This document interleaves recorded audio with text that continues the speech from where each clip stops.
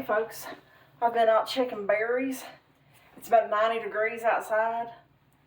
I have on a long sleeve shirt to protect my arm from the stickers. As you can see, I have thorns stuck in my shirt. It's a very thin shirt, but I would rather wear a thin shirt and have thorns in the sleeves than have them stuck in my flesh.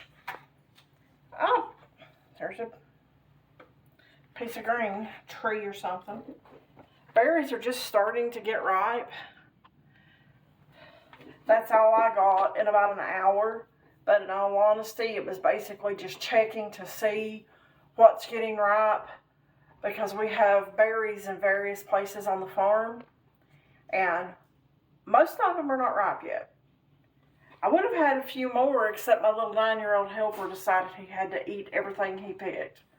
But that's what I have so far, and my first berry picking venture of the season. Show you the next one when it happens.